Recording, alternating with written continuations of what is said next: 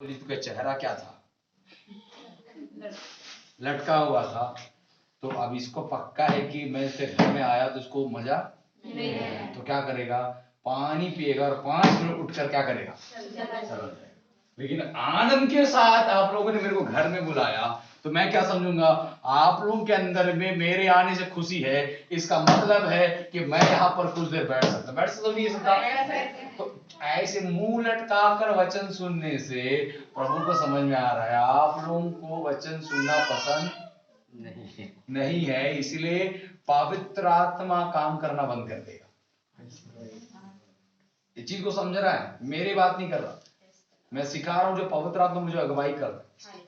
आपको जानना है वचन पत्रस के वचन सुनने वालों के अंदर में पवित्र आत्मा क्यों उतरा? क्योंकि सुनने वाले लोग बड़े आनंद से प्रभु के वचन को सुन रहे हैं। हालेलुया। इसलिए याद रखें, आप सब एक दरवाजा हो जिसके अंदर में परमेश्वर प्रवेश करना चाहता है। जो आनंद से वचन सुनेगा पवित्र आत्मा उतरने के लिए आ रहा है। हालेलुया।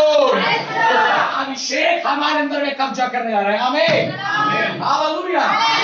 वचन को कैसे सुनना है? आनंद के साथ। बोलो कैसे सुनना है? आनंद के साथ। जो आनंद के साथ सुनता है अभिषेक उसके अंदर में उतरे जाएगा। हालेलुया। आमीन। फिर से पढ़िए कि वचन पहले तो क्या पढ़ते? पतरस ने क्या किया? पतरस ये बातें कह रहा था कि पवित्र आत्मा वचन के साथ सब सुनने वाले पर उतर आया। कितने सुनने वाले थे? कितने? यहाँ कितने हैं सुनने वाले? हाँ? सुनने वाले लोग कैसे पता चलेगा कि सुनने वाले? अभी मैं पूछ रहा हूं, वचन के सुनने वाले हो कैसे पता चलेगा?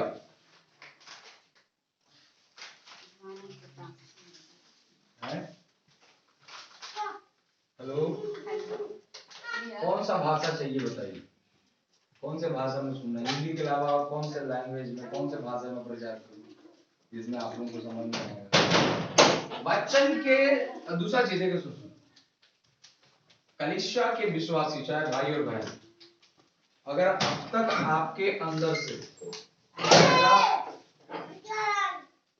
शर्म, दूसरा डर, ये दोनों दुष्ट आत्मा का काम, किसका काम है? हर चाहे पुरुष हो चाहे स्त्री हो, हमारे अंदर में परमेश्वर ने डर को भी दिया है और शर्म को भी दिया है। ठीक है, ये दोनों चीजें मेरे अंदर में मेरे थोड़ा बच्चे लोग को ध्यान देंगे। कितने बच्चे हैं उसको देखो तो आज वहां पर एक जन कुर्सी में बैठ के जाके वहीं पे बैठ कर ध्यान दीजिए।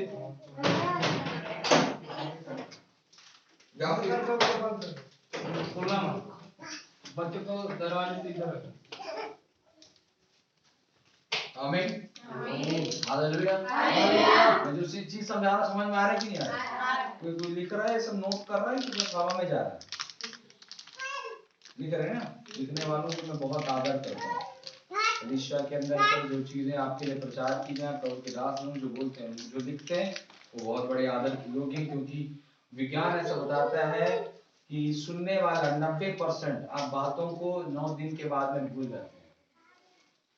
इसलिए अभी 9 दिन के बाद आने के बाद पूछूंगा मैं क्या प्रचार किया, तो मेरे ख्याल से आधा से ज्यादा बात गायब है। इसलिए उसको क्या करना है? लिखना है। बोलो क्या करना है?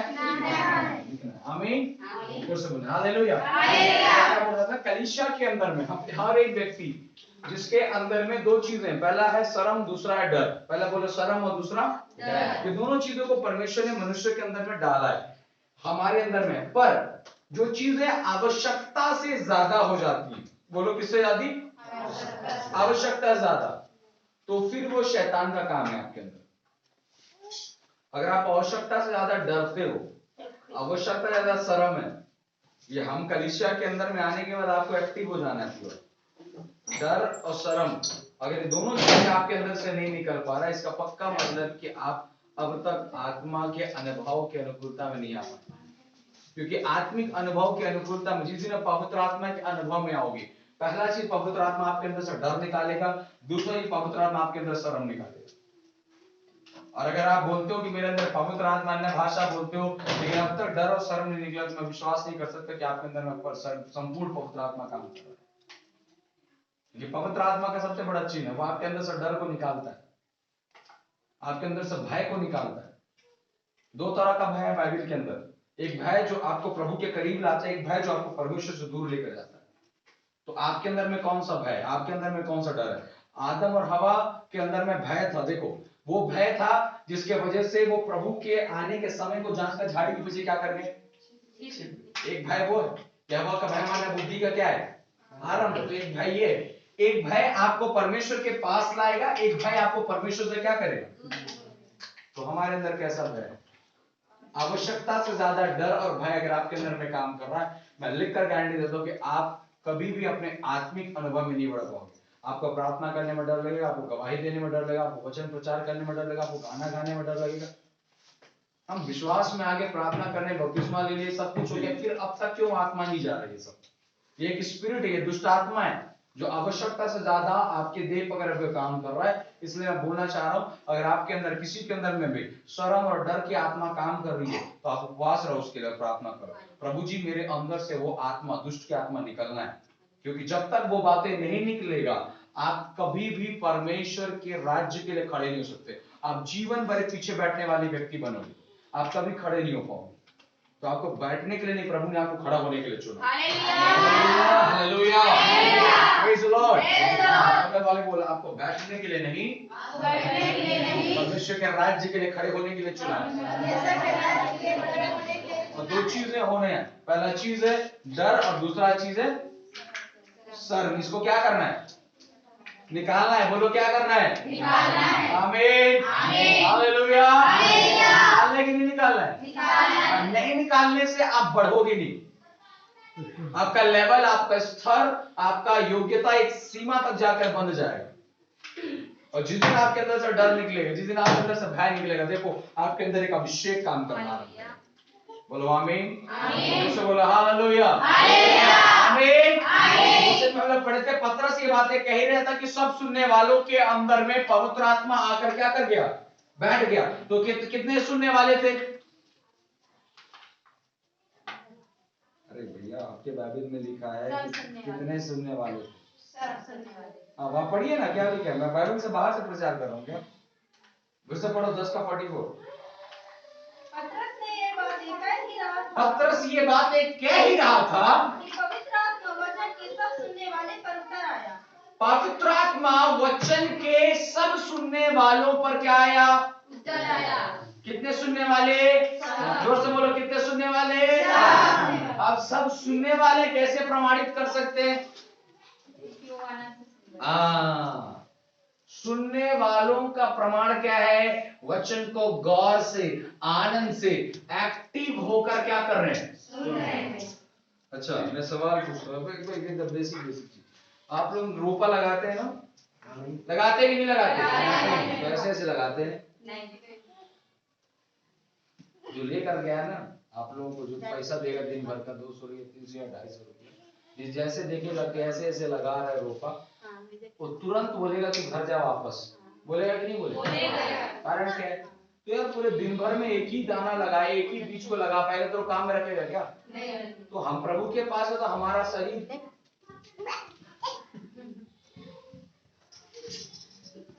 ये कौन सा तरीका है प्रभु के पास बैठने का?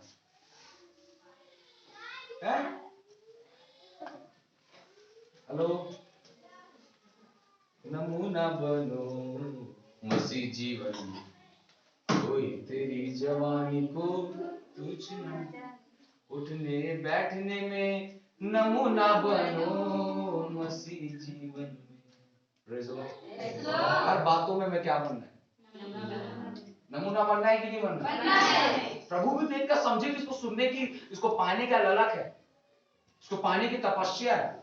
आपको समझना है मैं क्या समझाना चाह रहा हूं? ये सब चीजें जो हमारे जीवन के अंदर आएगा, आप देखो, आप लोग सोचते हो अरे हम लोग तो गांव के अंदर में पढ़े लिखे नहीं, हम लोग कुछ नहीं जानते हैं, हम लोग तो जैसे भी चलेगा हम लोग। नो, परमेश्वर पढ़े लिखों के लिए भी परमेश्वर है, अनपढ़ों के लिए भी क्या है? परमेश्वर है। वो बदलता ऐसा नहीं कि जो पढ़ा लिखा है उसको ज्यादा सामर्थ्य देगा, ज्यादा बुद्धि देगा, ज्यादा ज्ञान देगा, जिसको कुछ नहीं आता उसको कम देगा। नो, जिसके अंदर में प्यास है। वचन एक वचन पढ़िए, प्रेरित तो समाचार उसका आप निकाले मेरे साथ में, 7वां अध्याय इसका 37 पद, यूहन्ना रचित सुसमाचार 7 का 37।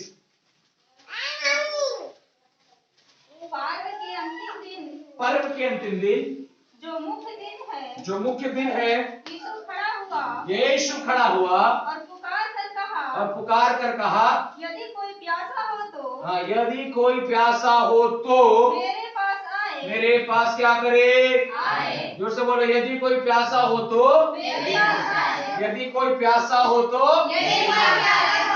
क्या प्यासा है भैया? क्या प्यास है? कितने लोग प्यासे हैं यहाँ पर? क्या प्यास है? हाँ, वचन का प्यास है। कितने लोग वचन का प्यास है? आमीन, हालेलुया, आमीन। वचन का प्यास है कि नहीं है? जोर से बोला, है कि नहीं है? आमीन। अगर वचन का प्यास है मेरे अंदर में, अगर ललक है मेरे अंदर में, भूख है मेरे अंदर में, तो उसके समान जो आदमी प्यासा होगा, जिसको भूख लगता है, वो घर में या तो दुकान में जाएगा खरीदने, या तो घर में खाना क्या करे? ये चूल्हा को देखने से तो भूख नहीं मिटेगा ना। चूल्हा के ऊपर में कुछ पकाकर खाने से आपका भूख क्या होगा? सही है ना? भूख मिटाने का तरीका ये कुछ और तरीका है। पेट को काटने से भूख मिटेगा क्या? हाँ, तो परमेश्वर के सामने अगर आपको प्यास को मिटाना है तो क्या करना पड़ेगा? अपने आप को यहोवा के हाथ में समर्पित करना पड़ेगा। हालेलुया, बोलना पड़ेगा, प्रभु जी मैं क्या हो? प्यासा हो, मेरे को ये भूख है, वचन मेरे को पढ़ने नहीं आता प्रभु जी, वचन समझ में नहीं आता, मेरे को भूख है पिता परमेश्वर के, मुझे वचन क्या है समझ में आए। आज आपकी भूख, आपके प्यास को वहां पर सुनने वालों के अंदर में पवित्र आत्मा क्या कर गया? उतर गया। वो लोग पवित्र आत्मा पाने गए थे क्या? जोर से बोलो, वो लोग पवित्र आत्मा मिलेगा बोल के गए थे क्या? नहीं। लेकिन वचन को क्या कर रहे हैं? आनंद के साथ सुन रहे हैं, इसलिए पवित्र आत्मा को उन पर उतरना पड़ा। हालेलुया। इसका मतलब है वचन के अंदर एक अभिषेक है, आत्मा के साथ, प्यास के साथ उसे सुनते हो तो अभिषेक उतरेगा। आमीन। तो जब भी आप सुनेंगे, मैं बता रहा हूं, मेरे को वचन सुनना बहुत पसंद है, बोलने से ज्यादा मेरे को सुनना पसंद है। जब मैं सुनता हूं तो बड़े गौर से वचनों को सुनता हूं, मन लगाकर सुनता हूं, ताकि उसके एक एक बिंदु, एक एक मात्रा भी, अगर एक बिंदु भी मेरे अंदर में चला गया वचन का, तो मेरे जीवन को निर्माण कर सकता है। Praise the Lord. इसलिए सुनते समय पर अपने दिमाग, अपनी सोच को एक जगह पर लाओ, और ताकि जो वचन आपके अंदर में जाए वो अभिषेक के साथ में काम करे। आमीन। जोर से बोले आमीन। हालेलुया। वचन को सुनने वालों के ऊपर पवित्र आत्मा क्या कर गया? उतर गया। तो हम पर उतरेगा कि नहीं उतरेगा? कितने लोग पर उतरेगा? कितने लोग अपना गारंटी ले रहे? अरे यार कम ऑन, जोर से, गारंटी है कि नहीं है? पवित्र आत्मा मुझ पर, पवित्र आत्मा मुझ पर, बगल वाले बोला पवित्र आत्मा मुझ पर उतरेगा। बगल वाले साथ मिले नाराज है का? आप नाराज है? हाथ बढ़ाइए, उनके नहीं बढ़ाएंगे? हाथ बढ़ाइए, हाथ जय मसीह करिए। हाँ कम ऑन, ऐसे तो नहीं होता है। बोले बोले पवित्र आत्मा मुझ पर उतरेगा। हालेलुया। क्या है? क्योंकि मैं वचन को क्या कर रहा हूँ? आनंद से क्या कर रहा हूँ? हालेलुया। वचन के साथ, वचन को आनंद के साथ सुनता है, परमेश्वर उसके जीवन में कार्य करता है। आमीन। हालेलुया। हमें समझना है, आपके प्यास समझना है, बुद्धि समझना है कि इन दिनों पर जब वचनों को सुनते हो, जब वचन को पढ़ते हो, वैसा तैयारी आपके अंदर में होना है। आमीन। तो पतरस जो वहां पर खड़ा हुआ, प्रचार करना शुरू किया, वचन बोलना शुरू किया, सुनने वाले लोग को नहीं पता है कि यहाँ पर पवित्र आत्मा उतर सकता है, लेकिन इतना गौर से सुन रहे हैं, मन लगाकर सुन रहे हैं कि अभिषेक उतरना आरंभ हो गया है। हालेलुया।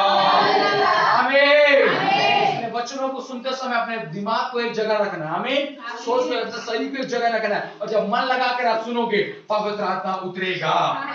बोलो आमीन। हालेलुया। दिनों के अंदर जब आप वचनों को सुने, चाहे मैं सुनाऊं चाहे कोई और प्रभु का दास सुनाए, बड़ी गंभीरता से सुनना है। बोलो कैसे सुनना है? हालेलुया। आमीन। तो परमेश्वर आपको ऐसा मस्सा करे, इसलिए याद रखें, हमारे अंदर में जो वचन परमेश्वर ने डाला है, जो अभिषेक प्रभु ने डाला है, उसको गंभीरता से सुनने के लिए आपको तैयार होना है। बोलो प्रेज द लॉर्ड, आमीन। जहाँ तो आप लोग उपवास के साथ बैठे हैं और उपवास के साथ जब आप बैठ कर प्रार्थना कर रहे हो, कई विषयों के लिए आप 2-3 दिन से लगातार प्रार्थना कर रहे होगे, इन प्रार्थनाओं के उत्तर को प्राप्त करने के लिए आपको वचनों के अभिषेक के साथ चलना है। बोलो किस साथ चलना है? वचनों के अभिषेक के साथ चलना है। आमीन। कलीसिया को कंप्लीट होना है। हम पवित्र आत्मा पा गए, लेकिन अभी और कंप्लीट होने के लिए वचन की आवश्यकता है। बोलो किसकी आवश्यकता है? दोस्तों बोलो किसकी आवश्यकता है? आमीन। वचन के अभिषेक काम करेगा कलीसिया के अंदर में। वचन का रेवलेशन जब काम करेगा तो सब कुछ निर्माण होता जाएगा। बोलो आमीन। सीख रहे, कुछ समझ में आ रहा है कि नहीं आ रहा? थक जाएंगे तो बता दीजिए, है ना? नहीं समझ में आएगा तो भी बताएगा, दोबारा बोलने के लिए तैयार। समझ में आना है, क्या करना है? समझ में आ रहा है? कितने लोग को आ रहा है? आमीन। हाँ बताइए क्या समझे? अभी जैसा बोलेंगे वैसे ही मैं प्रचार करूं, जितना आवाज बोले उतने आवाज में प्रचार करूं। क्या समझे? वचन को आनंद से करो। हाँ, पीछे वाले भजिया को तेल के साथ पकाना है। क्या समझे? वचन को आनंद से सुनना है। हाँ, कैसे सुनना है? आनंद से। इधर वाले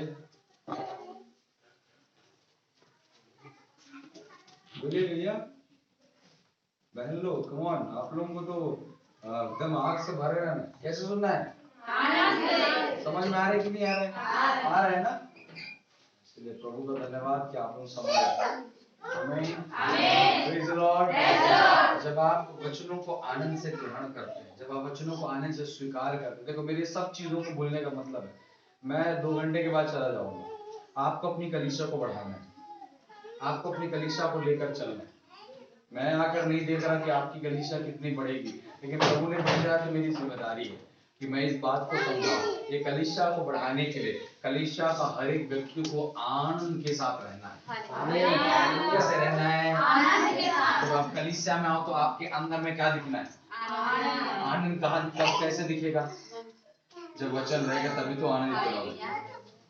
इसलिए तो कई लोग मुंह लटका के कलीसिया आते हैं और मुंह लटका के वापस जाते हैं। घर में जाओगे तो भी क्या हो गया बहन, आपका चेहरा उदास रहता है, कारण क्या है? उसके अंदर में क्या नहीं है? आप परख सकते हो। जो व्यक्ति वचनों के साथ चलता है वो हमेशा आनंदित रहेगा। आमीन। खाने के लिए रहे ना रहे, पहनने के लिए रहे ना रहे, कुछ रहे या ना रहे, उसके जीवन में हमेशा क्या दिखाई देगा? और विश्वासी को परख लीजिएगा, ज्यादा हालेलुया बोलने वाला आनंदित नहीं रहेगा, क्योंकि हालेलुया हमको आनंदित नहीं करता है, हमें वचन आनंदित करता है। हालेलुया, आमीन। ज्यादा जो उदास रहेगा ना, उसको कुछ मत बोलना, बोलना घर जाके वचन पढ़। उसको कोई सलाह मत देना, एक ही सलाह देना है। क्या देना है? घर में जाके वचन नहीं पढ़ तो इसलिए उदास हो, चेहरे में मुस्कुराहट नहीं, चेहरे में रौनक नहीं है, कारण क्या? वचन का अभिषेक नहीं तुम्हारे अंदर। Praise the Lord. समझ में आ रहा है कि नहीं आ रहा है? हालेलुया। चमक लाने के लिए क्या चमकाना है? वचन को पढ़ते रहना है। आमीन। इसके अंदर वचन है, वो क्या करता रहेगा? आनंदित रहेगा, चमकते रहेगा। बोलो आमीन। हालेलुया। तो आनंदित रहने के लिए क्या होना है? इधर जोर से क्या होना है? वचन पढ़ना है। तो कलीसिया में आएंगे तो कैसे आना है? जाएंगे तो कैसे जाना है? घर में रहेंगे तो कैसे रहना है? लड़ाई करेंगे तो भी कैसे? आनंद से लड़ाई करने से लड़ाई नहीं होगी। Praise the Lord. आनंद से लड़ाई करने के लिए डांट भी रहे तो हंसेंगे, मार दूंगा तेरे को, है ना? तो भी समझेगा यार तेरे को गुस्सा ही नहीं आ रहा, तो मतलब गुस्सा भी निकल गया और आनंद समझ में आ रहा है कि नहीं आ रहा? पति को डांटेंगे तो आनंद से डांटिए। Praise the Lord. आमीन। जोर से बोलो हालेलुया। समझ में आ रहा है कि नहीं आ रहा? कैसे कह रहा हूं? तो आपके जीवन को हमें आनंद के साथ लेकर चलना है। कैसे लेकर चलना है? आनंद के साथ। जोर से कम ऑन, कैसे? आनंद के साथ। जो आनंद के साथ में चलता है वो दूसरों को आनंदित करता है। हालेलुया। सोचो अगर मैं पढ़ाऊं आप लोग मेरे साथ निकाले, गुजरात में मुझे कहीं और लेकर चल रहा है। और उत्पत्ति की पुस्तक आप निकाले जल्दी से, उत्पत्ति की पुस्तक उसका आप निकालेंगे ले प्रिया मास्टर का बिना मोह से केंद्र की पुस्तक उसका आप निकालिए 40वां अध्याय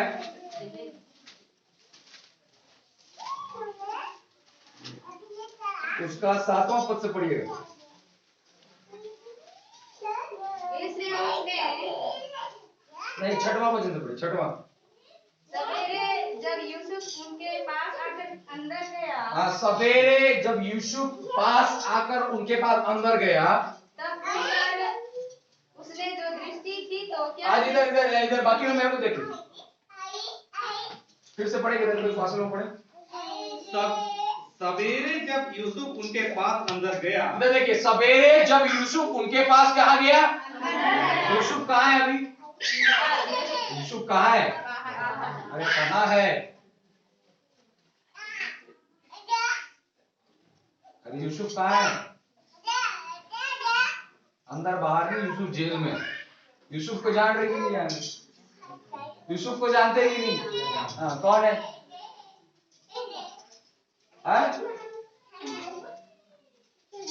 यूसुफ नाम का जो एक छोटा सा लड़का था जिसको राजा ने कहाँ डाल दिया था? क्यों जेल में डाला था?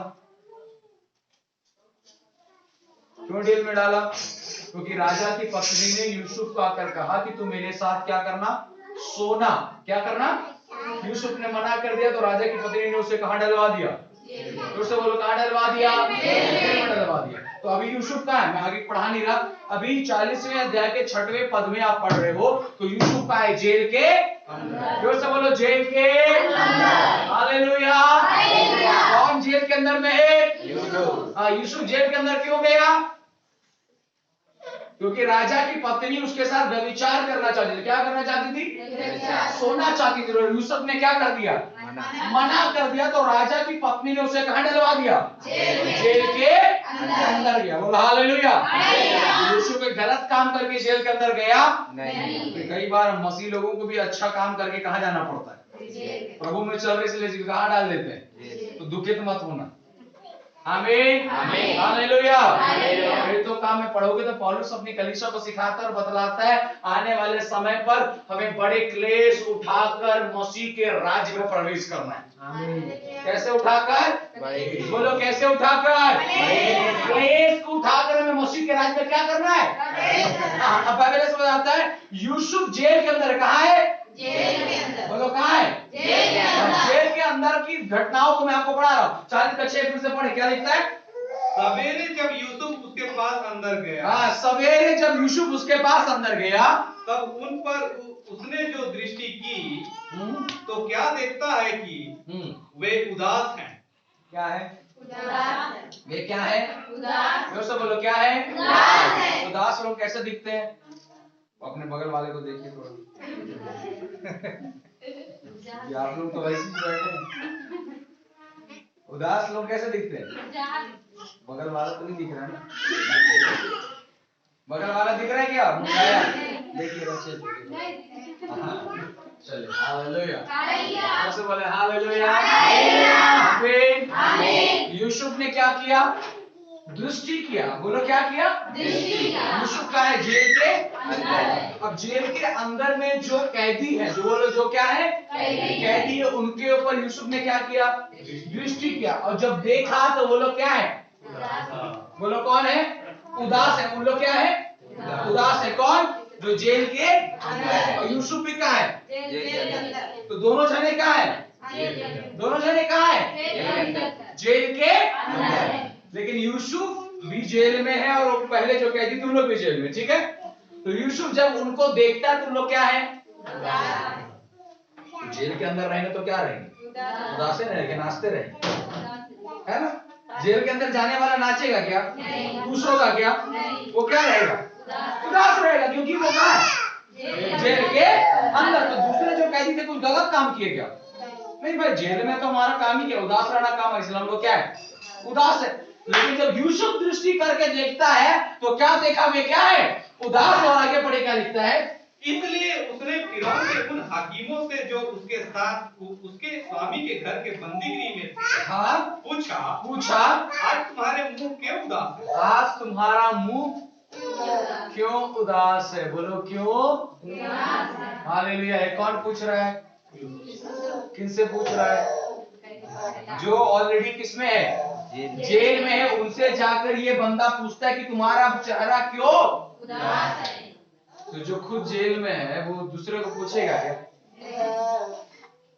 आपको मैं जेल में डाल दूंगा तो दूसरे कैदी को जाकर पूछोगे आपका चेहरा क्यों उदास है? अब देखो यहाँ पर एक बात समझिए, मैं जो चीज समझाना चाह रहा हूँ। यूसुफ अगर उससे जाकर पूछ रहा है तुम्हारा चेहरा क्यों उदास है, इसका मतलब क्या है? यूसुफ उदास नहीं है। ये बात समझना है। यूसुफ उदास नहीं है। लेकिन यूसुफ कहाँ है? और लोग भी कहाँ है? लेकिन यूसुफ जाकर क्या पूछ रहा है? उदास क्यों है? मतलब यूसुफ उदास नहीं है। हाँ, यूसुफ उदास है क्या? नहीं। एक उदास व्यक्ति दूसरे को पूछ सकता है क्या? जैसे बाइबल में लिखा है एक अंधा दूसरे अंधे को रास्ता, दोनों कहाँ गिरेंगे? गड्ढा में गिरेंगे। रास्ता दिखाने वाला का आंख क्या होना चाहिए कि नहीं होना चाहिए? तो अगर मैं आपसे आकर पूछ रहा हूँ कि आप क्यों उदास हो, इसका मतलब है कि मेरे अंदर में कोई उदासी नहीं है। Praise the Lord. बोलो प्रेज द लॉर्ड। हालेलुया। आमीन। यूसुफ क्यों उदास है, इसका मालूम है कारण क्या है? आप आगे पढ़िए। उसी का 39 का आप 20 पद से पढ़िए, उसी के ऊपर में 20 पद, 39 का 20, 39 और यूसुफ के स्वामी ने उसको पकड़कर बंदीगृह में, हाँ, यूसुफ के स्वामी ने उसको पकड़कर बंदीगृह में, इधर देखिए मेरे को, खड़िए इधर पलंग के नीचे चला गया। आमीन। बोलो हालेलुया। और यूसुफ के स्वामी ने उसको पकड़ के बंदीगृह में क्या कर दिया? आगे बढ़े पास जी। जहां राजा के कैदी बंद थे, जहां राजा के कैदी क्या है? वहां पर किसको डाल दिया है? जोर से बोले। पूछूंगा ना जो बोल रहा हूं मैं, और जो नहीं बोलेगा खड़े रहेगा, इसलिए बढ़िए गौर से सुनिएगा। आमीन। ठीक है। जेल में कौन गया है? कौन डाला? क्यों डाला? व्यभिचार नहीं किया, इसलिए जेल में क्या कर गया? हाँ, बोलो हालेलुया। आमीन।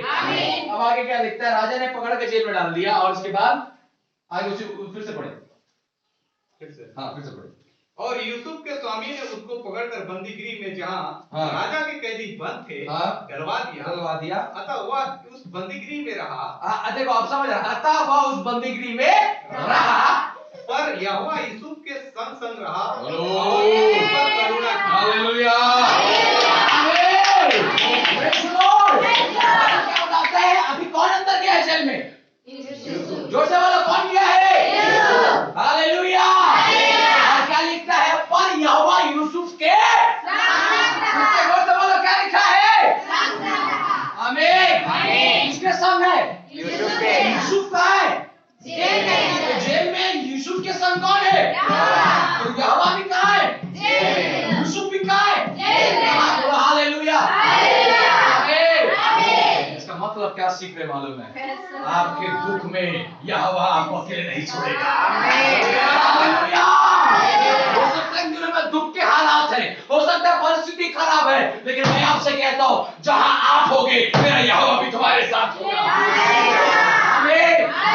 Praise the Lord. कल परसों में एक बहन से बात कर रहा था, रायपुर की है। अभी उनके शरीर में काफी सारे तकलीफ और हालात बड़े उनके खराब चल रहे थे, तो मुझे प्रार्थना रिक्वेस्ट उन्होंने दिया कि पास्टर जी आप प्रार्थना करेंगे। हम प्रार्थना भी कर रहे। प्रार्थना करते कुछ दिन के बाद में जब वो चुपचाप अपने कमरे में बैठी हुई है और बैठ कर जब प्रार्थना करने लगी, तो वो इस बात को बोले कि प्रभु जी ये दुख ये कष्ट मेरे जीवन में क्यों, मेरे जीवन में क्यों, मेरे जीवन में क्यों, मेरे जीवन में क्यों? तो अचानक पवित्र आत्मा उनसे बातें करने लगा, और पवित्र आत्मा ने उनसे बातें करते करते क्या बोला मालूम है? सुन बेटी, जो दुख को तो अपने शरीर में सह रही है ना, उस दुख को तू अकेले नहीं सह रही, तेरे साथ उस दुख में मेरा यहोवा भी खड़ा है। हालेलुया। बहन बोलने लगी, प्रभु जी अगर आप दुख में मेरे साथ हैं तो उस दुख को सहने के लिए मैं तैयार हूं। बात आपको समझना है। अगर यूसुफ जेल के अंदर जा रहा है, यूसुफ जेल के अंदर पवित्रताई के साथ जा रहा है, पवित्रताई में, धार्मिकता में रहकर अगर कोई कष्ट को सहते हो, उस कष्ट में मेरा यहोवा तुम्हारे साथ खड़ा है। हालेलुया, हमको ऐसा लगेगा अब तो मैं अकेला हो गया, मेरे आगे और पीछे कोई नहीं है, मेरे साथ कोई नहीं खड़ा, कोई सपोर्ट नहीं आ रहा, कोई कुछ नहीं कर रहा। मैं कहता हूं अगर धार्मिकता में रहकर, पवित्रताई में रहकर, ईमानदारी में रहकर अकेला विश्वासी इस कलीसिया में है, परमेश्वर तुम्हारे संग है। यूसुफ के जीवन के बारे में अगर पढ़ोगे, शुरुआती दौर से अपने भाइयों से दुख को सहा, अपने परिवार वाले से दुख को सहा, अब राजा से भी दुख को सह रहा है। इस दुख के घड़ी में मेरा यहोवा यूसुफ के साथ है। आमीन। गलत काम करके जेल में जाओगे तो प्रभु साथ नहीं देगा। पवित्रताई में रहकर यहोवा के लिए समर्पित हुआ, इसलिए यहोवा उसके लिए जेल में जाने के लिए क्या है, जोर से बोलो हालेलुया। किसको जेल में डाला है? यूसुफ को। लेकिन राजा को मालूम नहीं उसके साथ कौन जा रहा है। आमीन। और जहां यहोवा होता है जेल भी स्वर्ग बन जाएगा। समझ में आ रहा है? आमीन। घर छोटा है, परिवार छोटा है, एक ही कमरा है, अगर यहोवा तेरे साथ है वहां बड़ी महिमा तुम देखोगे। छोटे घर को देखकर निराश मत होना, अगर यहोवा वहां है तो महल से बड़ा है। आमीन। बोलता है यार मेरा छोटा घर है, बनाते क्यों नहीं है घर को? है? क्यों दुख होना है भाई, क्यों दुखित होना? छोटा घर तो क्या हुआ, परमेश्वर है ना, है कि नहीं? हालेलुया। जो स्वर्ग को, दुनिया को बनाने वाला परमेश्वर तेरे छोटे घर में आके रह सकता, तू नहीं रह पा रही है क्या? हालेलुया। तू क्यों दुखित हो? तो 4 बाय 4 के कमरा, आनंदित हो क्योंकि वो तेरे साथ है। आमीन। हालेलुया। राजा ने यूसुफ को कहां डाल दिया?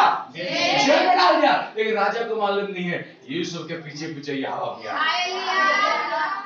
आकाश में चढ़ूं तो तू वहां है, अधलोक में जाऊं तो तू वहां है। आकाश में चढ़ूं तो तू वहां है, अधलोक में जाऊं तो तू वहां है। तेरी आत्मा से बात करे, मैं कहां जाऊं, तेरी आत्मा से बात करे, मैं कहां जाऊं। तुमने मुझे आगे पीछे के रखा है, अपना हाथ मुझ पर रखे रखा है। तुमने मुझे आगे पीछे के रखा है, अपना हाथ मुझ पर रखे रखा है। तेरी आत्मा से बात करे, मैं कहां जाऊं। तेरी आत्मा से बात करे, मैं कहां जाऊं। आमीन। हम लोग बोलते हैं ना जहां जहां परमेश्वर होगा वहां वहां मैं हूंगा। मैं बोलता हूँ जहां जहां तू होगा वहां तेरा परमेश्वर। हालेलुया। बोले जहां जहां आप होगे वहां परमेश्वर आपके साथ होगा। आमीन। शद्रक मेशक अबेदनगो को आग के भट्टे में क्या कर दिया? प्रभु के साथ में चल रहा है। दानियल को शेर की मांग में डाल दिया, प्रभु के साथ में। एलिया अकाल में बैठा, प्रभु उसके साथ है। यीशु क्रूस में टंगा है, मेरा यहोवा उसके साथ है। अगर आज मैं थोड़ा सा दुख में तो प्रभु साथ नहीं देगा क्या? अरे वो धोखा देने वाला परमेश्वर घर वाले बोलो धोखा देने वाला परमेश्वर नहीं है, साथ निभाने वाला परमेश्वर। हालेलुया।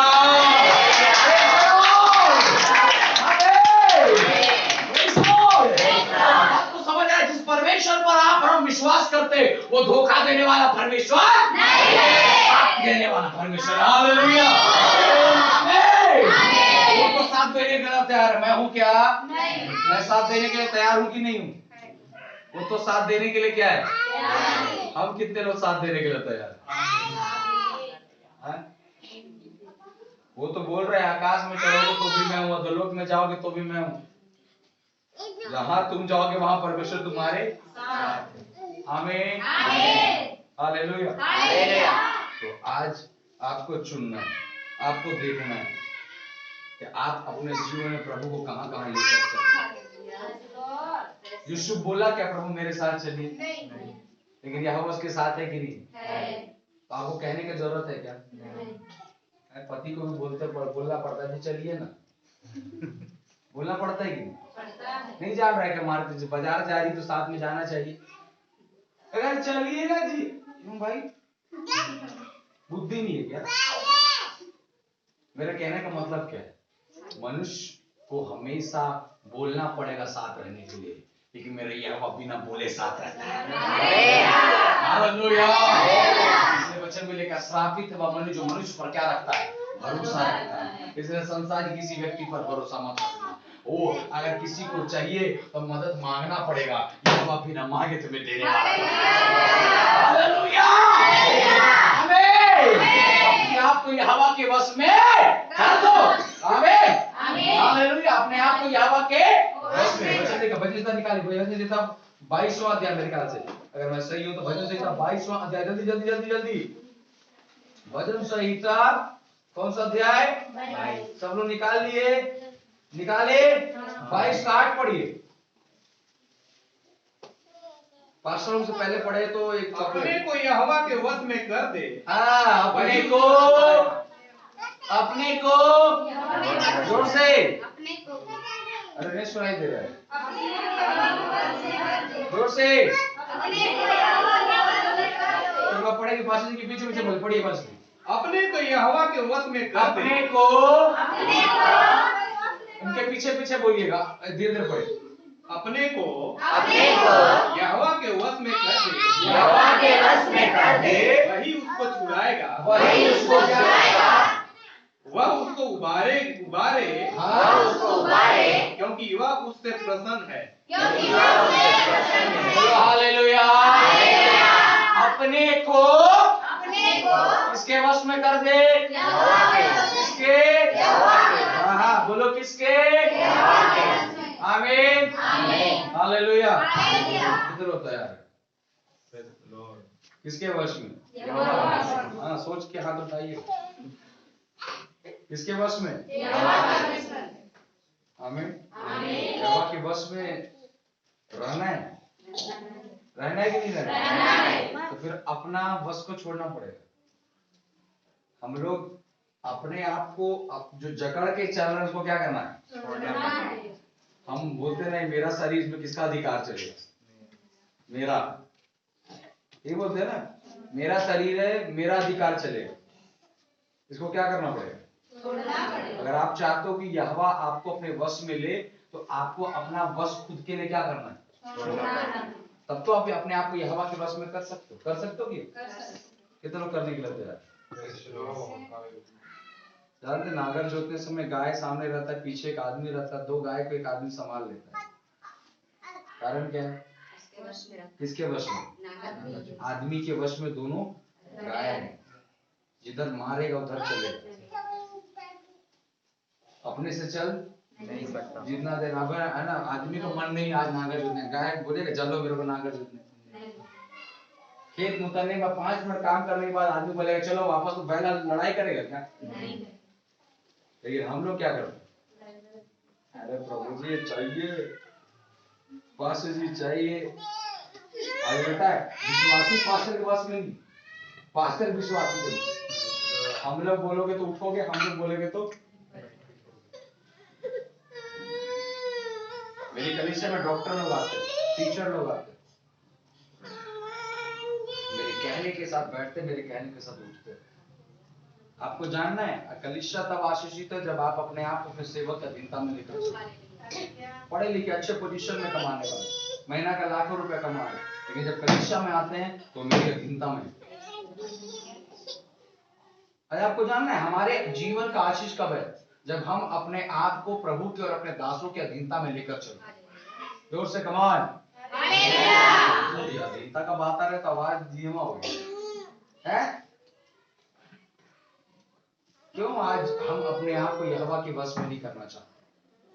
अपनी सेवकाई को, अपने जीवन को, हर बातों को यहोवा के वश में कर दो। प्रभु अगर तू चाहता तो मैं खड़ा होऊंगा, प्रभु तो आप चाहते हो तो मैं प्रार्थना करूंगी, प्रभु आप चाहते हो तो मैं उपवास करूंगा, प्रभु आप चाहते हो तो सेवकाई कर, प्रभु चाहेगा तो चलो ना, जितने परमेश्वर आपको लेके जाएगा आपको कोई गिरा नहीं सकता है। हालेलुया, अपने आप को यहोवा के वश में, जोर से बोलो।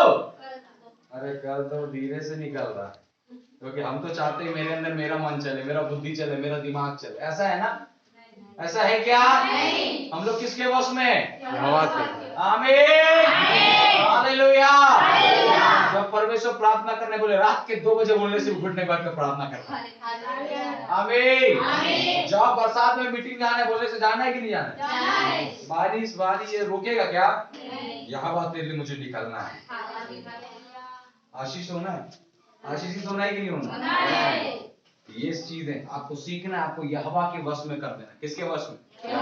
तो बोलो किसके वश में? आमीन, आमीन। तो आप अपने परिवार को, अपने बच्चों को, अपने पति को, अपने आप को, अपने खेत को, अपने खलिहान को, अपनी नौकरी, आपके धन को, जब जिन चीजों को, मेरे पास जैसे कुछ पैसा आता है, मैं सबसे पहले परमेश्वर के हाथ में रख देता हूं। प्रभु जी, इसमें मेरे पॉकेट में जितना, प्रभु आपके वश में। परमेश्वर मेरे एक पैसे को गलत जगह पर इस्तेमाल होने नहीं देता, गलत जगह पर खर्च होने नहीं देता है। आज हम लोग अरे मेरा पैसा मैं तो अपनी बुद्धि से चला सकता हूँ। 10 रुपए को भी अगर आप यहोवा के वश में नहीं रखे हो ना, तो 10 रुपए भी गलत जगह में जाएगा, लेकिन यहोवा के वश में 10 रुपए वो सही जगह में इस्तेमाल। सीखना है आपको, अपने बच्चों को प्रभु तेरे वश में, अपने पति को प्रभु तेरे वश में, अपने खेत को प्रभु तेरे वश में, अपने नौकरी को प्रभु तेरे वश में, हर चीज, मेरा गाड़ी में प्रभु तेरे वश में होना चाहिए। गलत रास्ते में जाना, यहोवा के वश में करो, समर्पित करो, वो आपके लाइफ को एक नए पोजीशन पे लेके जाएगा। आमीन, हालेलुया, आमीन। बढ़ना है, जोर से बोलो, बढ़ना है कि नहीं बढ़ना है?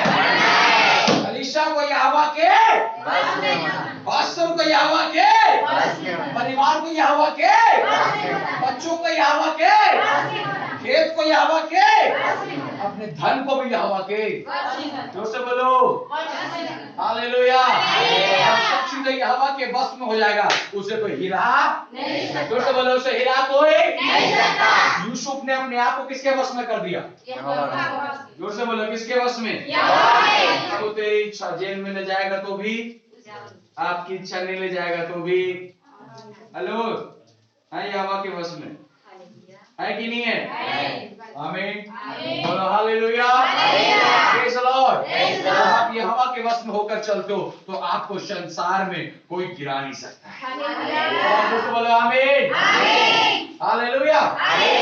आपको यहोवा के वश में समर्पित करना। बोलो किसके वश में समर्पित करना?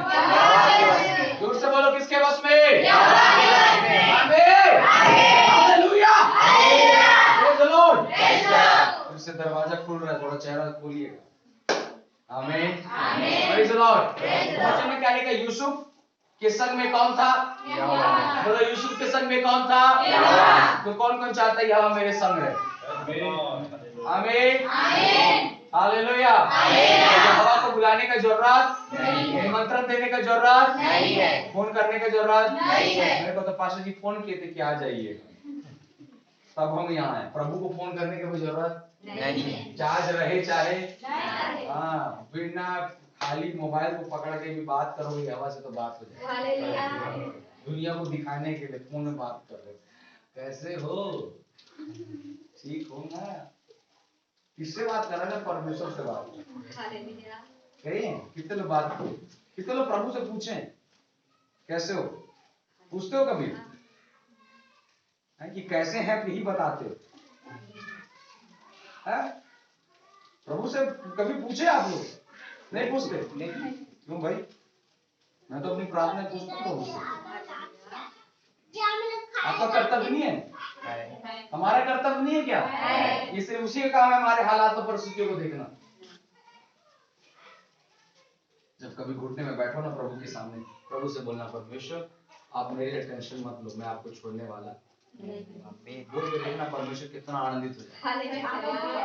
मालूम, मुस्कुरा कर बात करो। मैं जब प्रभु के सामने बैठता था प्रार्थना करने के लिए बैठता था, मैं ऐसे रो रो के प्रार्थना नहीं करता, मेरा एकदम बिंदास, मैं जैसे अपने दोस्त से बात करूं वैसे मैं प्रार्थना करता हूं। रोता हूं, चिल्लाता हूं, अन्य भाषा में सब कुछ होता है, लेकिन जो अलग एक पर्सनल जो मेरा रिश्ता है परमेश्वर के और कैसा चल रहा है।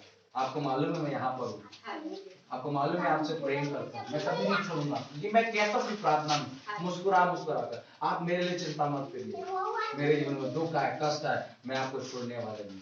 मालूम है जिस दिन आप ऐसी प्रार्थना करना शुरू करोगे, कष्ट और विपत्ति को प्रभु आपके जीवन में नहीं देगा। आमीन। एक बार आप करके देखिए, परमेश्वर के सामने ऐसा बोल कर देखिए, आप मेरे लिए चिंता मत करिएगा ना, मैं हूं आपके लिए हमेशा, मैं रहूंगा आपके लिए हमेशा। इतना कह के देखो, हम लोग तो बस बैठे नहीं प्रभु ये वो, ये प्रार्थना नहीं है, ये भीख मांगना है। ये क्या है? भीख मांगने वाला जीवन मत करो। प्रार्थना भीख मांगना नहीं, एक्चुअली हम लोग प्रार्थना को उल्टा कर दिए। प्रार्थना एक वार्तालाप है परमेश्वर से। बैठो प्रभु से बात करो। क्यों प्रभु जी देखो ना पेड़ दर्द दे रहा है, ऐसी बोलने से सुनेगा क्या?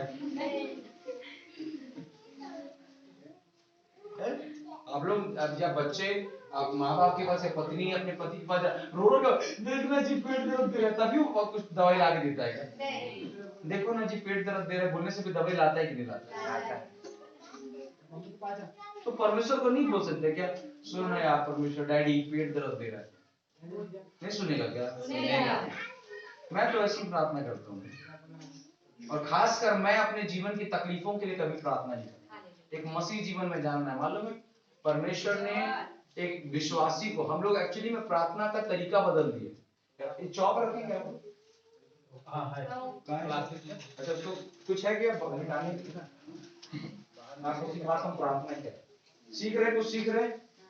हेलो सीख रहे कि नहीं सीख रहे? सीख रहे हैं। चंगाई उंगाई चाहिए? नहीं चाहिए। ये कपड़ा लेकर आए थे, आमीन।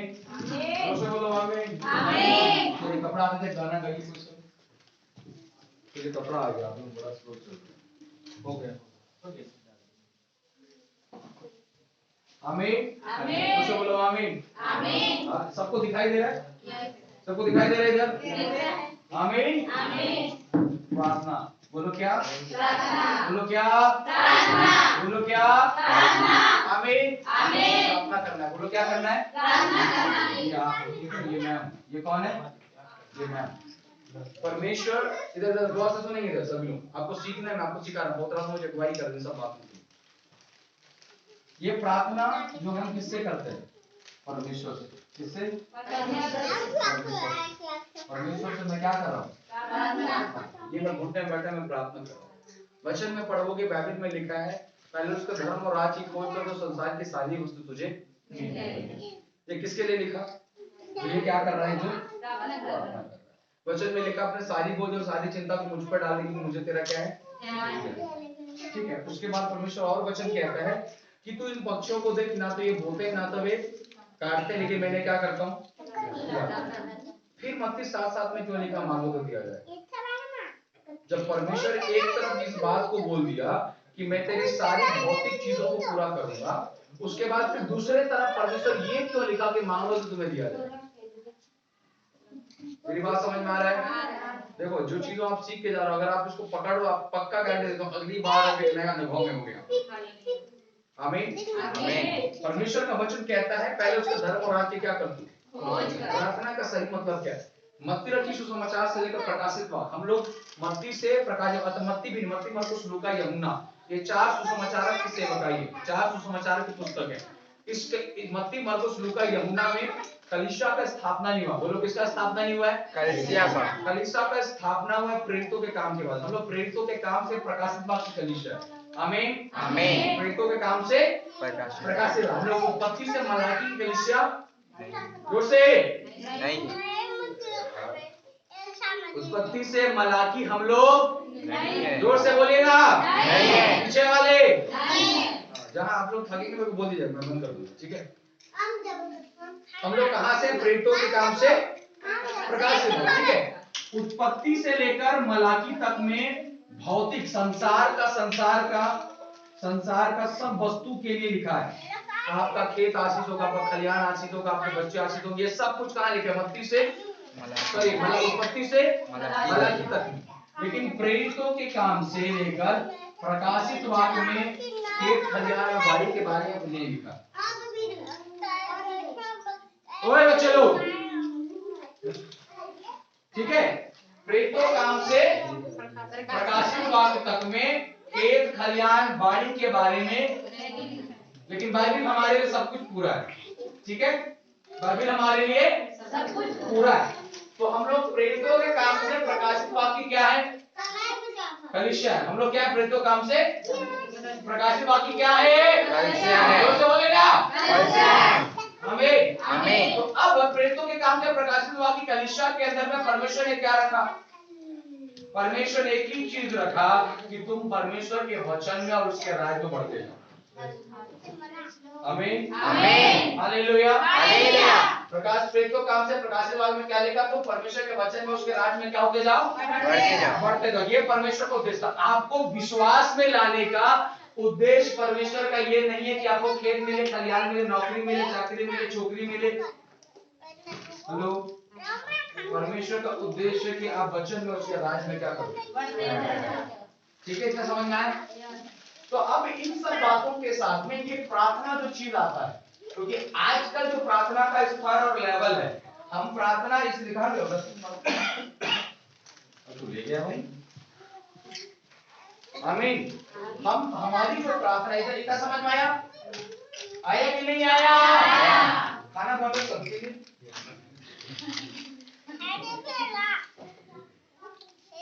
आमीन आमीन। मेरे को बताया था बरबट्टी का सब्जी है, इसलिए और जोर से हालेलुया।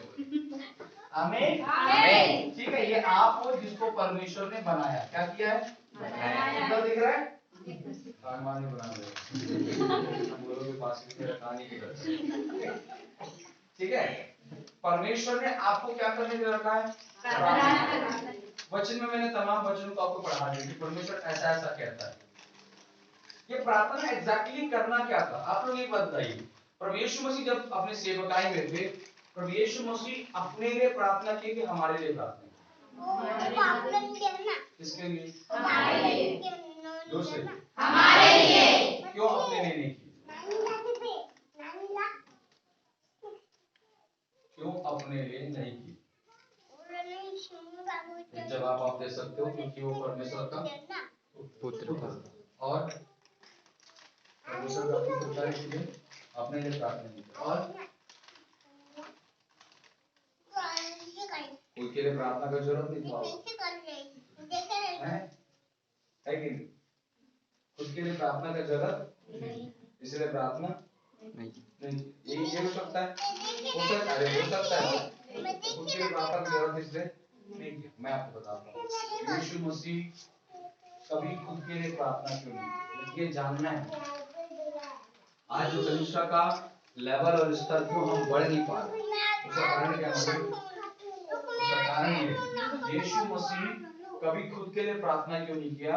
कि परमेश्वर ये कभी नहीं चाहता है कि कोई व्यक्ति खुद के लिए प्रार्थना करे। ये याद रखो, परमेश्वर कभी नहीं चाहता कोई व्यक्ति खुद के लिए प्रार्थना करे। यीशु मेरे लिए प्रार्थना करता है। किसके लिए? मेरे लिए। यीशु किसके लिए प्रार्थना करता है? यीशु जब पिता के सामने बैठकर मेरे लिए प्रार्थना करता था, तो पिता स्वर्ग से यीशु को आशीष देता। यीशु किसके लिए प्रार्थना कर रहा है? मेरे लिए। किसके लिए? मेरे लिए। तो यीशु को आशीष कहां से मिलेगा? क्योंकि यीशु किसके लिए प्रार्थना कर रहा है? मेरे लिए। आमीन आमीन। और बाइबल ऐसा बताता है कि तुम उसके धर्म और राज्य क्या करो, तो संसार की सारी वस्तु तुम्हें मिल जाएगी। मत्ती से प्रेरितों काम से प्रकाशित वाक्य में कहीं पर भी एक वचन मुझे बता दीजिए जहां पर ये लिखा है कि प्रार्थना करने से आपको गाड़ी घोड़ा और खेती बाड़ी में आशीष मिलेगी। कहीं नहीं लिखा। फिर क्यों प्रार्थना करें जब हम उस समय की कलीसिया ही नहीं? अब आपको समझना है, आप जब आप प्रार्थना करने के लिए बैठते हो, क्या करने के लिए बैठते हो? है ना? इसको समझ है। अब आप जब क्या करने बैठते हो? प्रार्थना। पहला चीज आपको दूसरों के जरूरत, जो भी जरूरत हो, गाड़ी घोड़ा खेत खलिहान, जो भी जरूरत हो, किसके लिए? किसके लिए? दूसरों के भौतिक संसारिक जरूरत के लिए आपको क्या करना है? दूर से। किसके लिए? दूसरों के लिए। और अपने लिए आत्मिक। किसके लिए? अपने लिए सिर्फ क्या प्रार्थना करना और दूसरों के लिए? देखो यहाँ पर समझना है, जब मैं पास उचित के लिए मैं प्रार्थना करने बैठा हूँ, तो जब मैं प्रार्थना करूंगा तो अपने लिए ये प्रार्थना करूँ, ये सीखना आपको आज के बाद ऐसी प्रार्थना करना। जब मैं अपने लिए प्रार्थना करूंगा तब मैं ये बोलूंगा, परमेश्वर मेरे जीवन को वचन में प्रार्थना में संगति में बढ़ा। लेकिन जब मैं पास्टर उचित के लिए प्रार्थना करूंगा, प्रभु जी इनके खेत में भी आप आशीष करना, इनके बच्चों को आशीष करना, इनके नौकरी नहीं तो नौकरी देना, प्रभु इनके पैसों को बढ़ाना, मतलब जो भी भौतिक जरूरतें हैं मैं किसके लिए प्रार्थना करूंगा? इनके लिए क्या करूंगा मैं? और मैंने अपने लिए क्या मांगा? आत्मिक। बोलो क्या मांगा? आत्मिक। और जब ये प्रार्थना करेंगे तो ये क्या करेंगे? परमेश्वर पास से डेविड के नौकरी के लिए, धन के लिए, घर नहीं बना, घर के लिए, अपने लिए क्या प्रार्थना करेंगे? तो जब परमेश्वर देखेगा ये अपने लिए भौतिक बातों को नहीं मांगता, दूसरे के लिए मांगता है, अपने लिए सिर्फ आत्मिक बातों को मांगता है, तो परमेश्वर मेरी भौतिक बातों को क्या करेगा? पूरा करेगा। आज हमारी प्रार्थना में सबसे बड़ा जो चीज है वो है स्वार्थ, अपने लिए। एक चीज को समझना, आज 90% विश्वासी सिर्फ अपने लिए घुटने में बैठता है। इसीलिए आपका भौतिक जीवन, ना आपके बच्चे बदल रहे, ना आपका पति बदल रहा है, ना आपका खेत में उन्नति आ रहा है, ना आपके पैसे में उन्नति आ रहा है, किसी बातों में कोई ग्रेस नहीं है। आप 1 महीना अपने बच्चे देने, दूसरे के बच्चे के लिए उपवास करके प्रार्थना करिए, आपके बच्चों को प्रभु सिखाई करेगा। आमीन। मैं आपको सिखा रहा हूं, सूत्र आपको बढ़ना है। आप दूसरे के आदमी उसके लिए प्रार्थना करो, उसके लिए उपवास करो, वो आपके परिवार के नहीं, परमेश्वर उस परिवार के लिए मैं बोझ के साथ प्रार्थना करती हूँ। प्रभु आप तो जानते हो सब कुछ, मेरे घर में खाने के लिए कुछ नहीं, आप उसके लिए प्रार्थना करो। सारपत की विधवा क्यों एलिया को खिलाने के बाद उसके घर का अकाल खत्म हो गया मालूम है? क्योंकि उसने अपने पुत्र को नहीं, पहले परमेश्वर के दास को खिलाया। जिस दिन हम अपने स्वार्थ से बाहर आएंगे, जिस दिन हमारी प्रार्थना अपने स्वार्थ से बाहर आएगा, मैं कहता हूँ अपने लिए सेवकाई मत कर, अपने लिए प्रार्थना मत कर। जब तू परमेश्वर के राज्य के लिए सेवकाई करेगा, परमेश्वर तेरे व्यक्तित्व को बढ़ाएगा। हालेलुया। प्रार्थना एक चैन है, बोलो क्या है? चैन। ये व्यक्ति के लिए, संसारिक बातों के लिए कौन प्रार्थना कर रहा है? मैं प्रार्थना।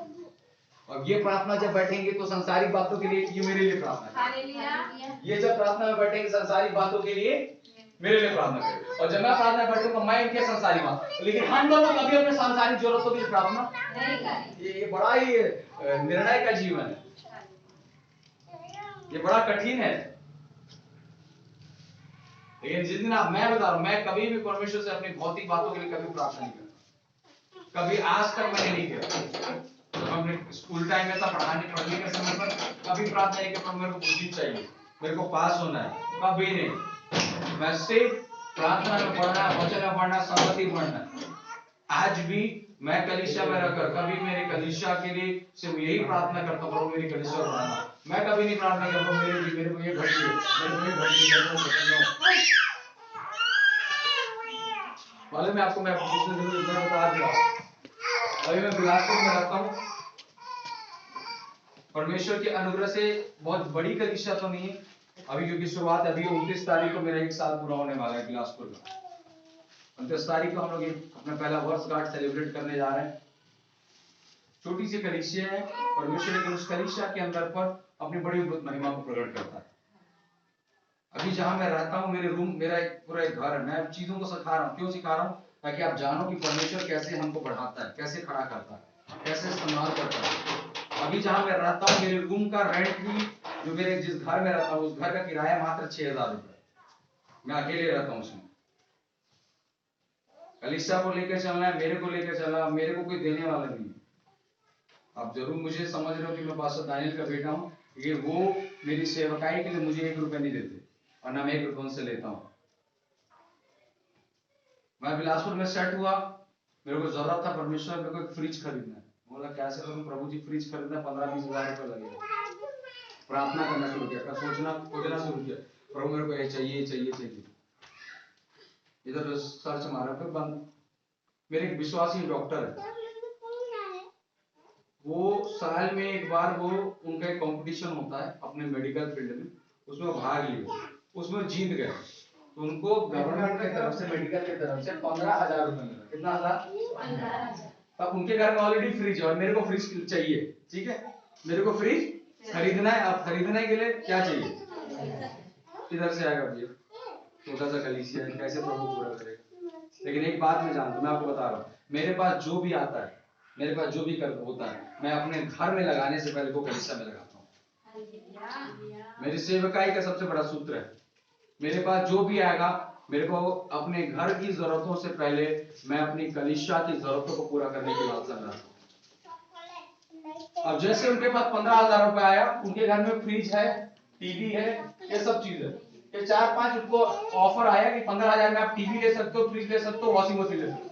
फ्रिज भी है, वॉशिंग मशीन भी है और टीवी भी है। तो लोग बोले हमारा फ्रिज बहुत दिन से क्या हो गया है, पुराना हो गया है, ऐसा करते हम लोग क्या ले लेते हैं अब नया। ऑलरेडी उनके घर में क्या है? फ्रिज है, लेकिन अचानक उनको मन किया टीवी भी ले सकते हैं, वॉशिंग मशीन भी ले सकते हैं, लेकिन लिए क्या? फ्रिज। और फ्रिज लिए तो मेरे को बोले पास्टर जी आइए प्रार्थना करने के लिए, हम क्या लिए? नया फ्रिज लिए। और उनको जैसे उनको पहले मैं बता था कि मेरे को क्या लेना है, फ्रिज। और जैसे मैंने प्रार्थना करके आमीन किया, उसको दरवाजा फ्रिज का बंद किया, वैसे तो बोलते हैं पास्टर जी नया वाला तो हम रखें, ये वाला फ्रिज को आप लेके चले। कितना हजार लगना था? 15,000 रुपए लग रहा था, 1 रुपया नहीं। कारण क्या है? मैं अपनी भौतिक जरूरतों के लिए क्या नहीं करता? प्रार्थना नहीं करता। ये सीखना है। और हम लोग तो दिन रात रोते रहेंगे, क्यों उतर आएगा यार? परमेश्वर स्वर्ग से देख रहा है, तू स्वार्थी मन से बैठा है मेरे पास, तेरे बगल में शराबी बैठा है, रो रहा है, वो बगल में तेरा पड़ोसी का परिवार बर्बाद हो रहा, तू कभी उस परिवार के लिए उपवास करके प्रार्थना नहीं करता क्योंकि वो चर्च नहीं आता, और तू दिन रात ये प्रार्थना करता कि तेरा घर बचाए। प्रभु क्यों बचाएगा तेरा घर? आज जानिए, हमारी प्रार्थना एक चैन है, लेकिन अब हमको विश्वास ही नहीं है ना। देखो, अब मेरे को तो विश्वास ही नहीं है ना।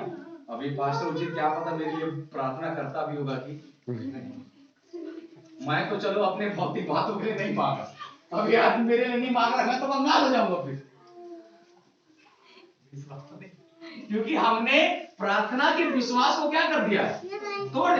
हमको दूसरे का विश्वास, इसलिए हम लोग खुद अपने लिए करते हैं, लेकिन वास्तविकता में परमेश्वर नहीं चाहता कि हम लोग अपने लिए खुद के लिए क्या करें, क्योंकि यीशु ने कभी खुद के लिए प्रार्थना नहीं। हेलो, समझ में आ रहा है कि नहीं आ रहा है? आप 1 महीना करके देखिए, आप मुझे फोन करके बताइएगा पास्टर जी मैंने 1 महीना किया, उसका उत्तर मुझे दिखाई दे रहा है। मैं क्या गारंटी देकर जा रहा हूँ आप लोग? इस रीति से आप प्रार्थना करके देखिए, इस रीति से बैठ कर देखिए, इस रीति से समर्पित होकर देखिए। मैं पक्का विश्वास के साथ बोल रहा हूँ, विश्वासी हूँ। आप अपने बच्चों के लिए नहीं, दूसरे बच्चों के लिए प्रार्थना करो, अपने पति के लिए, दूसरे पति के लिए, दूसरे के पति के लिए प्रार्थना करो, अपनी कलीसिया में, दूसरे कलीसिया में उपवास रख देखो, आपकी कलीसिया प्रभु चाहेगा। हालेलुया, आमीन। मैं अपने व्यक्तिगत जीवन के अनुभव को बता रहा हूँ, जो चीजें मैं सीख रहा हूँ, जो पौधा मुझे बता रहा, सिखा रहा, कैसे बढ़ा रहा, उसको मैं सिखा रहा हूँ। आपको जानना है कि परमेश्वर कैसे हमको खड़ा करता है, परमेश्वर कैसे हमको चलाता है। कुछ भी नहीं है, हम कोई योग्यता नहीं, कोई काबिलियत नहीं, लेकिन परमेश्वर कहां से कैसे पूरा करने वाला प्रभु जानता है। आमीन। मैं कभी चिंता नहीं करता। 6,000 मेरे को अपने रूम का किराया देना है, 3,500 मैं अपने चर्च का किराया देता हूँ, बिजली बिल अलग, पानी का मेरा खुद का, बिलास में रहता हूँ, खुद का खर्चा है। अगर मैं अपना खर्चा बस मांगू तो मोटा मोटी मेरे को हर महीने का 15 से 20,000 रुपए मेरा खर्चा है। किधर से आएगा? कभी बैठ के नहीं रोता प्रभु जी ये देना है, कुछ नहीं प्रभु मैं उसके लिए करना है, मैं उसके लिए प्रार्थना करना है, प्रभु मेरे लिए उपयोग करता है। सीखना है आपको, समझ में आ रहा है कि नहीं आ रहा? प्रार्थना कैसे करना है? अपने लिए करो, भौतिक बातों के लिए, आत्मिक बातों के, वचन में पढ़ना है, प्रार्थना पढ़ना है, सामने में पढ़ना है, अभिषेक में पढ़ना है, ये सब बातों के लिए रो उपवास रहो, प्रार्थना करो। लेकिन सांसारिक कोई भी चीज के लिए कभी प्रार्थना मत करो। अगर पढ़ना है, नहीं पढ़ना तो आपकी इच्छा है, लेकिन मैं बता रहा हूँ जिससे मैं पढ़ रहा हूँ, और मैं चाहता हूँ कि आप भी करो और आप भी क्या करो, कितने लोग पढ़ेंगे? हालेलुया, आमीन। ये आपको समझना है। हमारे माँ बाप कभी हमारे लिए चिंता नहीं की, दिन रात दौड़ते रहे सेवकाई में, मैं नहीं जानता कितना हमारे लिए प्रार्थना दुआ की। आज भी मेरे मम्मी का प्रार्थना में कभी नहीं होता कि हम लोग को कोई अच्छा नौकरी लग जाए, सेहत अच्छा रहे, ये रहे, कभी नहीं। प्रभु के अनुग्रह से कोई बुखार और सर्दी खांसी हमको होता ही नहीं, चिंता ही नहीं। क्यों? उनकी प्रार्थना में कभी भौतिक बातें जुड़ी नहीं थी। उनकी प्रार्थना में कभी संसारिक शरीर को बड़ा रखना, चंगा रखना, ये प्रार्थना ही नहीं हुआ। हमेशा प्रार्थना की आत्मा में बढ़े, इसलिए प्रभु हमारे शरीर को अभी रोगी भी नहीं देते। कहां से आएगा? हम तो दिन रात प्रभु मेरे बच्चों को बचा कर रखे, हर हफ्ता बुखार करता है, हर हफ्ता हर 2 महीने में सर्दी खांसी, और जो पैसा आता है वो सर्दी खांसी में टैबलेट में 10 रुपए का टैबलेट भी हर महीना ला रहे हो, सोचो 12 महीने में कितने टैबलेट लेकर आ रहे हो। इतने साल हो गए हम तो हॉस्पिटल का नजर नहीं लेते, इंजेक्शन नहीं लगा, दवाई नहीं खाए।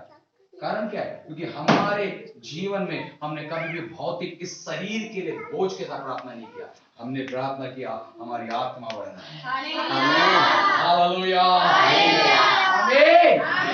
प्रभु दिया, प्रभु जिंदा रखेगा। हाँ, जरूरी है कि हम उसका थोड़ा सा पालन पोषण करें, देखभाल करें, समय पर खाना दे खिलाएं, उससे ज्यादा चिंता करने की आवश्यकता नहीं है। क्यों? परमेश्वर का दिया गया है, परमेश्वर ने दिया है, समर्पित होना है। आपको समझना है, ये प्रार्थना जो आपके जीवन में होना है, ये डेविड अपने भौतिक बातों के लिए नहीं प्रार्थना करेगा, डेविड अपने आत्मिक बातों के लिए प्रार्थना करेगा। और जब मैं अपनी आत्मिक बातों के लिए प्रार्थना करता हूँ, मेरी भौतिक बातों को यहोवा पूरा करता है। हालेलुया।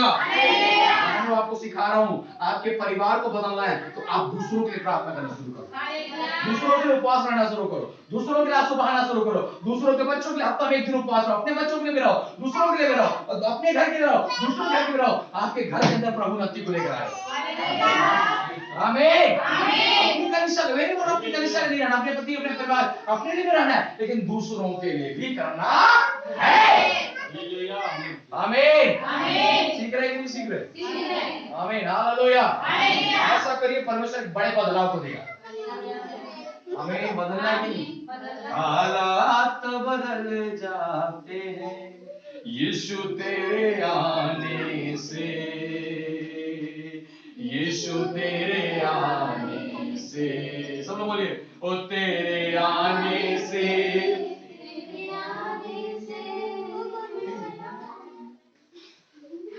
अरे गाइए ना भैया, नहीं जानते क्या? तो गाइए ना, गाइए गाइए। हालात बदल जाते हैं, हालात बदल जाते हैं तेरे आने से, यीशु तेरे आने से। मैं आपको बता रहा हूँ, झुकने वाले भी इससे अच्छा झुकते, ताकत के साथ तो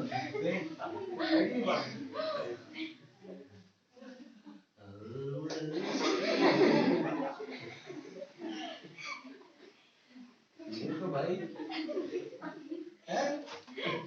इधर का हालात बदले, प्रभु बोले मैं स्वर्ग का हालात बदलूं कि तुम लोग हालात हो गया भाई। हालात बदल जाते हैं यीशु तेरे आने से, यीशु तेरे आने से, ओ यीशु तेरे आने से, यीशु तेरे आने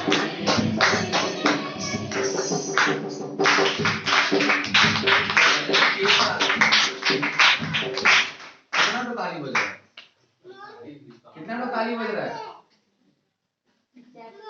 40 ताली बोलने से आवाज कितना आना है? एक आना है भैया। 40 ताली में आवाज कितना आना है? मतलब एक साथ बजेगा तभी तो एक आवाज सुनाई देगा। तेरे आने से, तेरे आने से, तेरे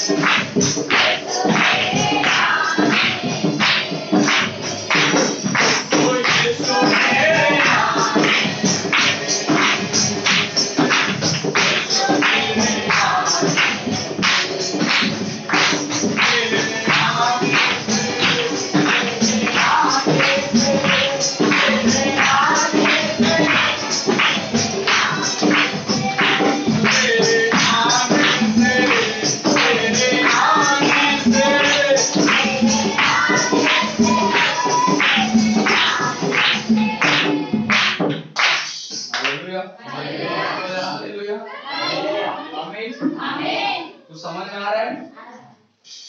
आ रहा है कि नहीं आ रहा है? और से कितने लोगों को आ रहा है? सबको? बीच वालों का हाथ आधे आ रहा है का? आधा बगल वाले को नहीं दे रहे? कितने लोगों को पूरा आ रहा है? आमीन आमीन हालेलुया। क्यों रुका उसका एक कारण है। बोलो क्या है? कारण है। मुझे कारण है। मुझे क्या कारण है? गाना रोकने का। गाना पूछे ना, गाना रोकने का क्या कारण है?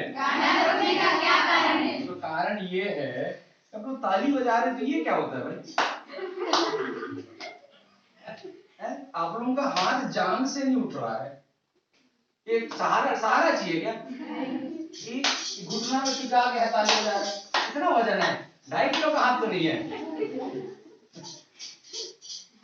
जो ताली जान में रखकर बजेगा वो कभी बजेगा नहीं, कभी नहीं, जीवन में नहीं। अपने बच्चे को ऐसे मार के देखिएगा तो कितना दर्द देगा उसको, हंसेगा, बोलेगा मारने नहीं आता तो मार क्या है। ताली बजना है, कभी भी आपके घुटने में हाथ नहीं रखना है, हाथ उठा होना है ऐसे, तब ताली बजेगा। ये क्या होता है भाई? सीखिए भैया। देखो अब जो पोतराज में दिखा रहा है, मैं सिखा रहा हूँ। बुरा तो नहीं लग रहा है? नहीं लगेगा तो क्या करना है कि नहीं? 1 घंटा तो और झेलना ही पड़ेगा लगने से भी। आमीन आमीन। कुछ चीजों को सीख रहे आप लोग? सीख रहे कि नहीं सीख रहे? ताली कैसे बजना है? ऊपर करके बोलो, हाथ जांग में रख के बजाना नहीं है। जांग में रख के बजाना नहीं है। ओ तेरे आने से, तेरे आने से, तेरे आने से, तेरे आने से, तेरे आने से, तेरे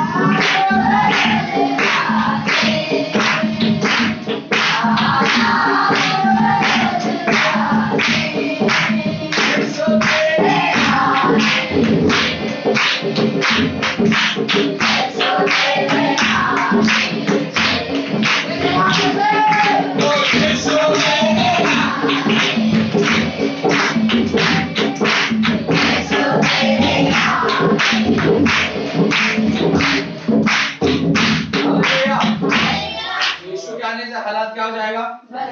किसका? किसका? हम लोग का कि मेरा बदलेगा? अपना तो बदलने पहले। आमीन आमीन। किसका हालात बदलेगा?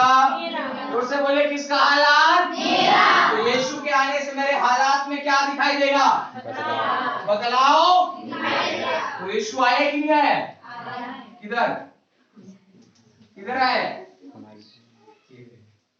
लूका सुसमाचार 19वें अध्याय में पढ़ोगे तो वहां जक्कई के बारे में लिखा है, वचन में लिखा है, जैसे यीशु जक्कई के घर में गया, जक्कई के घर में जाने के बाद मालूम है क्या हुआ? जक्कई के घर में यीशु गया बोल के जक्कई के घर जीवन में उद्धार नहीं आया। जक्कई के बारे में ऐसा लिखा 19वें अध्याय में, जब वो घर में जाकर पढ़ना वहां पर ऐसा लिखा है, जक्कई जैसे जितनों का पैसा लिया था, जैसे उनके पैसों को वापस किया, तुरंत ही बोलता यीशु, ये जक्कई आज तेरे घर में उद्धार आया है। तो यीशु के आने से उद्धार नहीं है, मेरे बदलने से उद्धार है। आमीन। चर्च में आने से उद्धार नहीं है, बपतिस्मा लेने से उद्धार हुआ नहीं है, बदलने से उद्धार होगा। मेरे वाले को बदलने से उद्धार होगा, चर्च में बैठने से उद्धार नहीं होगा। आमीन। Praise the Lord. मन नहीं बदलेगा, उद्धार होने वाला नहीं है। पेड़ में चढ़ के तो कोई भी यीशु को देख सकता है, देख सकता है कि नहीं देख सकता? लेकिन जितनों का पैसा लिया उतना लौटा पाएगा क्या? गलत काम कर रहा था, छोड़ेगा क्या? जब कहीं गलत काम करता था, दूसरों का पैसा वसूल करता था, जैसे यीशु के घर में आया, उसने अपने सारे पुराने काम धंधों को क्या कर दिया? हेलो, पुराने जीवन को क्या करना है? दोस्तों बोलो, क्या करना है? तब छोड़ोगे नहीं, कलीसिया में बैठकर टाइम पास करने से कोई मतलब नहीं है। आमीन। ना तो इधर के ना तो एक तरफ हो जाओ, एक तरफ। हफ्ता में एक दिन दारू पीने से अच्छा तो रोज दिन पियो,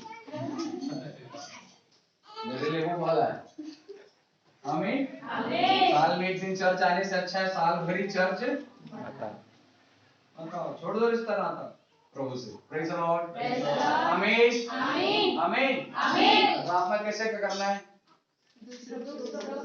और अपने लिए, दूसरों के लिए, भौतिक, आत्मिक और भौतिक दोनों, लेकिन अपने लिए सिर्फ, बड़ा कठिन है ये। अपने लिए सिर्फ ये मांगना कि प्रभु मुझे संसार का कुछ नहीं चाहिए, और दूसरों के लिए सब कुछ मांगना। कठिन है कि नहीं? अरे है कि नहीं है? नहीं है। कैसे कठिन नहीं है? बहुत कठिन है।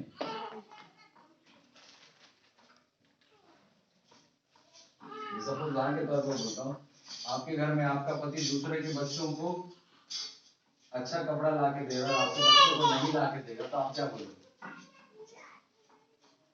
नहीं है कठिन? वही चीज तो आप कर रहे हो। आप दूसरों के लिए वस्त्र के लिए प्रार्थना कर, अपने बच्चे के वस्त्र के लिए प्रार्थना नहीं कर रहे। कठिन नहीं है? यहाँ देख रहे हो कि मेरे बेटे के शरीर में कपड़ा नहीं है, लेकिन आंसू बहा कर बोल रहे हो, प्रभु उस बहन की बेटी के शरीर में कपड़ा होना चाहिए। कितना कठिन है। लेकिन इस कठिन को अगर करते हो, तुम्हारे बच्चों के वो शरीर में अच्छे मलमल के कपड़ों को यहोवा देगा। इसलिए चिंता न करना कि क्या खाओगे और क्या पियोगे, इसकी चिंता करने वाला यहोवा है। हालेलुया, आमीन। चलने वाले मेरे प्रिय भाई और बहनों, इन दिनों में आपको जानना है, इस बात को समझना है कि अगर आप अपने लिए सिर्फ ये प्रार्थना करते हो प्रभु मुझे आत्मा में बढ़ना है, और दूसरों के लिए भौतिक बातों के लिए प्रार्थना करते हो, तुम्हारी जरूरतों को यहोवा पूरा करेगा। बोलो आमीन, हालेलुया। करने नहीं आ रहा है, करना है, कितने लोग करेंगे? आधा उठ रहा है। आमीन, प्रेज़ द लॉर्ड। एक महीना करके, अगला महीना कौन सा महीना है? अगस्त चल रहा है, अगला कौन सा महीना है? सितंबर। एक महीना करके देखिए, दिसंबर तक गवाही दो। आमीन, लेकिन स्वार्थ नहीं होना उसमें, निस्वार्थ। कैसा? प्रभु के पास बैठो निस्वार्थ भावना से, कुछ नहीं चाहिए, अपना फायदा के लिए प्रभु के पास नहीं बैठना। कुछ मत दे, मैं बैठूंगा, कुछ मत चंदा कर चाहे मत कर, हम चर्च जाना नहीं छोड़ेंगे। ये होना है, लेकिन ऐसा सब मुंह से निकलना सब हो जाएगा ना, देखो तुम्हें आज ही चंगा कर। आमीन, बस के अपने मन को फाड़ के यहोवा के पास आ। किसको फाड़ के आना है? थोड़ा बच्चे लोग को मारिए, मार के शांत करिए, या तो भगा के शांत करिए। आमीन, हालेलुया, आमीन। जोर से बोले हालेलुया, हालेलुया। नहीं आ रहा है तो नहीं रहे, थकान जैसा कुछ लग रहा है, कंटिन्यू करें नहीं, मतलब चलाएं कि नहीं चलाएं? ओके, प्रेज़ द लॉर्ड, आमीन। हम लोग कहाँ पर थे? मैं क्या बता रहा था? यूसुफ के चेहरे पे क्या था? मुस्कान था कि नहीं था? तो दूसरे कैदी से क्या पूछ रहा है? उदास उदास क्यों हो? ये कौन पूछा? यूसुफ। क्यों पूछा? मतलब यूसुफ उदास नहीं था, लेकिन अगला वाला क्या है? इसलिए यूसुफ जाकर पूछता है कि तुम लोग उदास क्यों? यूसुफ कैसे पूछ देती, ताकत यूसुफ के पास कैसे आ गई? क्योंकि यूसुफ के साथ में यहोवा है। हालेलुया, हालेलुया, बोलो हालेलुया। तो यहाँ पर एक चीज मैं आपसे पूछना चाहता हूँ, कितने लोग हैं जो जाकर पूछते हैं बगल वाले से कि क्यों उदास?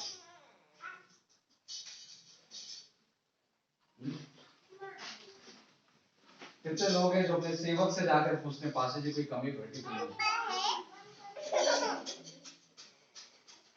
अभी मैं आपको बताता हूँ, मैं 7 तारीख को मेरा उपवास चालू किया, मेरा 29 तारीख के उपवास खत्म हो। उपवास से पहला दिन मैंने संडे को बोला कि मैं 21 दिन का फास्टिंग में बैठने वाला हूँ, और उपवास चालू उसका दूसरे दिन मेरे विश्वासी जो डॉक्टर है फोन किए, बोले पास्टर जी कहाँ है? बोला घर में हूँ, मैं निकलने वाला था मीटिंग के लिए, और फिर बोले पास्टर 5 मिनट में आ रहा हूँ। बोला ठीक है आइए। घर में आए, मैं बैठा, बुलाया, बैठे ऐसे कर। उसके बाद थोड़ी देर बैठे फिर जाने लगे प्रार्थना के लिए। बोलते हैं भैया, बोला क्या? तो ऐसे हाथ निकाले, बोलते हैं ये लीजिए। बोले क्या है? बोले मैं आज दोपहर में प्रार्थना कर रहा था, तो मैंने पूछा प्रभु जी तेरे दास उपवास रह रहे, मैं उनके लिए क्या करूं, क्या कर सकता हूँ? तो पवित्र आत्मा ने मुझे बोला कि तो पूरे 21 दिन, और जो जैसे आए एक नारियल को, नारियल का पानी जिसमें नारियल होता है, वो खरीद के लेके आए। बोले कि अभी आप प्रार्थना करके उपवास छोड़ोगे, नारियल के पानी को पीजिए। और बोले जब मैं प्रार्थना की तो पवित्र आत्मा ने मुझे बोला कि 21 दिन तो हर दिन अपने दास को रात में, शाम में जाकर नारियल देना, नारियल पानी देना, ताकि वो पिए और अपने उपवास को क्या करें। तो बोले भैया मैं जानता हूँ कि मीटिंग इधर उधर होता है, मैं आपको 21 दिन नारियल लाके नहीं दे सकता, मैं 21 दिन का दाम का जितना का नारियल है 40 रुपए के हिसाब से, मैं उतने दिन का आपको ये पैसा दे रहा हूँ। आप 21 दिन मेरे इस पैसे से आप हर दिन उपवास के बाद नारियल को क्या करें।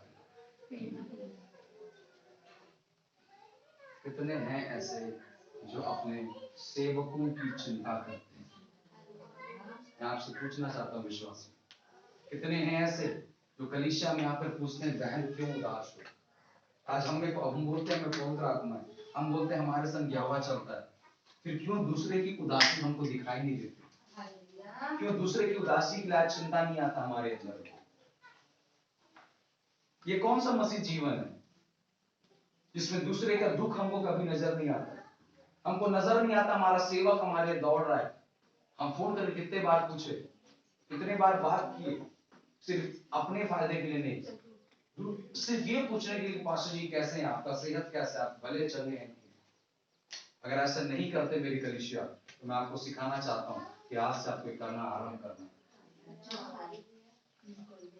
Praise the Lord. यूसुफ पूछ रहा है जाकर कि क्यों उदास हो?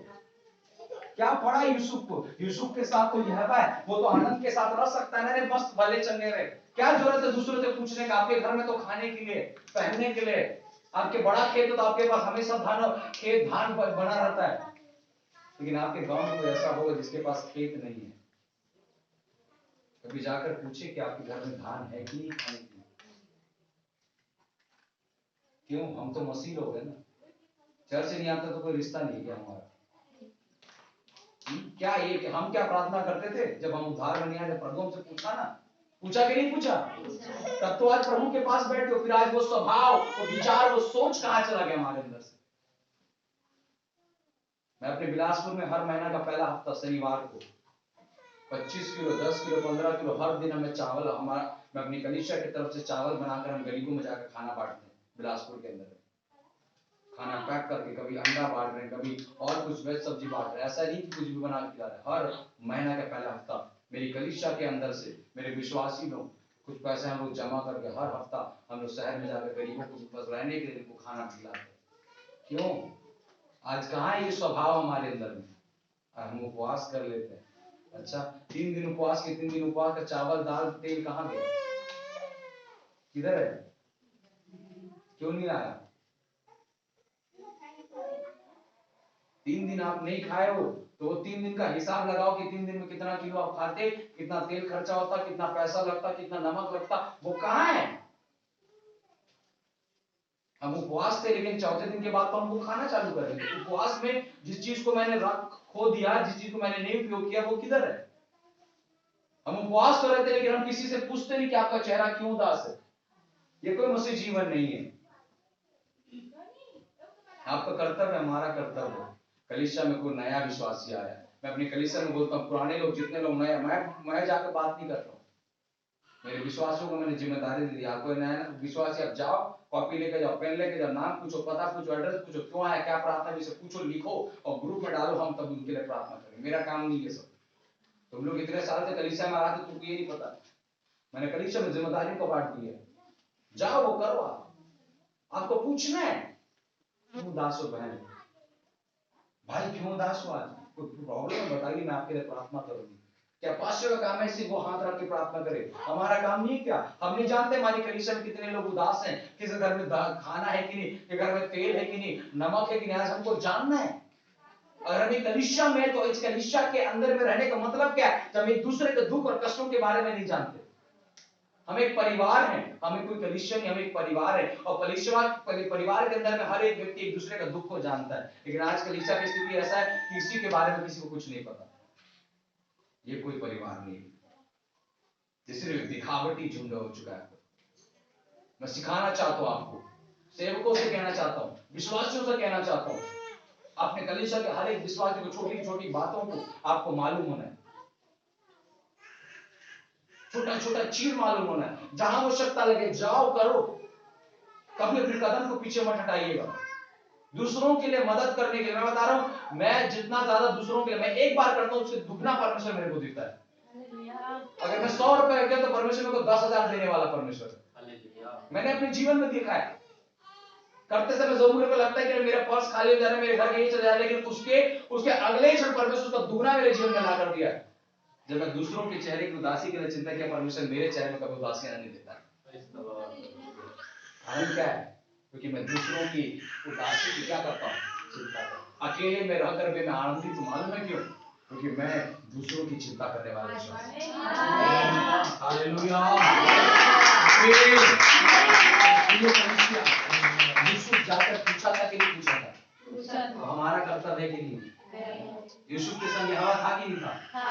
साथ है कि नहीं है? फिर हमको पूछना ही क्या? हाँ, हम पूछते हैं रोका लगा है कि नहीं लगा? कभी पूछे उदास क्यों, कोई दिक्कत है कि नहीं? पास्टर के चेहरा मुस्कुराता रहता है, इसका ये मतलब उसके जीवन में तकलीफ और प्रॉब्लम नहीं है। पूछो, आपका कर्तव्य है, आपका काम है। हम फोन करके पास्टर को तो बुला लेते हैं, पास्टर जी घर में आइएगा, मीटिंग है। आपके घर से जब निकलता तो कितने बार रात के 12 बजे पास्टर घर पहुंचा है, फोन करके पूछे पास्टर जी पहुंचे कि हम तो तनतना के सो रहे हैं। वो पहुंचे चाहे नहीं पहुंचे, हमारा काम तो खत्म हो गया, प्रार्थना केवल चल रही है। विश्वास में जब तक आपका सेवक घर ना पहुंचे, आपके बेड में नींद नहीं आना चाहिए। मेरा सेवक अभी तक घर नहीं पहुंचा होगा, मेरे लिए आया था, रास्ते में गाड़ी चला रहा है रात के 12 बजे, कैसे मैं सो सकता हूँ? फोन करके जब पूछूंगा पास जी पहुंच गए, हाँ तब मैं सोने जाऊंगा।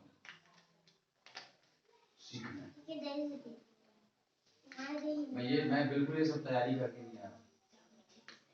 बहुत रात में जो चीजों को मुझे बोलने की अगुवाई कर रहा है, इन दिनों के अंदर में इन बातों को आपको जानना है। हम हर बातों में तो बढ़ रहे हैं, प्रार्थना करके, उपवास करके, लेकिन मसीह जीवन का एक दैनिक चीजें हैं जो मेजर मसीह का स्वभाव, जैसे फिलिप्पी पत्र 2:5 में लिखा, जैसा मसीह का स्वभाव था वैसे तुम्हारा भी क्या हो। आज तो हम चेलों के समान हो गए, सामरी स्त्री को देखकर अपना गला पलट लिया, मालूम है कि नहीं? सामरी नगर में जब सामरी स्त्री कुएं में पानी भरने आ रही थी, चेले लोग नगर के अंदर जा रहे कि नहीं जा रहे? सामरी स्त्री से बात किए नहीं किए। जब यीशु बात कर रहे तो उल्टा बोलने लगे, ये देखो कैसे सामरी स्त्री से बात करे, क्योंकि चाइनीज स्त्री से बात कर रहा है। आज हमारा भी जीवन वैसा तो नहीं हो गया? आज हम लोग बड़ा प्रार्थना करने लगे, इसलिए किसी दरुए को देखकर बोलते हो दारू पीता है, उसके घर में झगड़ा होता है, बस इसी कारण कि यार तुम्हारे घर में झगड़ा नहीं, तो पहले कल तो तुम्हारे घर में भी झगड़ा होता था, तो आज तुम कैसे दोष लगा सकते उसके घर में झगड़ा होता है? जाओ ना, बात करो ना, क्यों लड़ते हो? बताओ अपने उदाहरण को। हम लोग भी लड़ते थे, लेकिन उनकी चुगली, उनके बात करने से आप अपनी आशीष को खो रहे हो। मसीह जीवन में चलने वाले प्रियो, यीशु सामरी स्त्री से बातें करने लगा। वो जानता है व्यभिचारिणी स्त्री है, वो जानता है दुष्कर्म करने वाली स्त्री है। चेले लोग तो बोले ये कैसा प्रभु है, ये देखो ये सामरी से बात कर रहा है, लेकिन यीशु मन को जांचने वाला परमेश्वर है। आमीन। यूसुफ ने पूछा तुम्हारा चेहरा, रात में अच्छा अन्य भाषा बोलते हैं, लेकिन किसी दुख की चिंता नहीं करते, अन्य भाषा बोल के कोई मतलब नहीं। अच्छा मैंने देखा ना कोरिन्थियों पत्र में, तुम स्वर्गदूतों की बोली बोलते हो लेकिन प्रेम नहीं करते, तुम घटनाता की तो झंझनाती भी। क्या पढ़ा यूसुफ का? वो भी जेल में, तुम भी जेल में हो यार, क्या पढ़ा? क्या पढ़ा? एक पास्टर उड़ीसा से, मेरे साथ हमारे साथ नहीं हो, लेकिन मुझे बहुत आदर करते हैं, बहुत रेस्पेक्ट करते हैं। अचानक मुझे पता था, बार उनका नाम याद दिला रहा था, और मैंने जैसे फोन किया, बोलते हैं भैया मैं 4 दिन से आपको याद कर रहा था कि मैं आपसे बात हो, लेकिन समय नहीं मिला था। मैंने फोन लगाया, मैंने बात किया। अरे हमारे साथ सेवकाई नहीं करता है तो क्या हो गया, हमारे साथ नहीं बैठता है तो क्या हो गया? प्रभु ने के साथ तो है ना।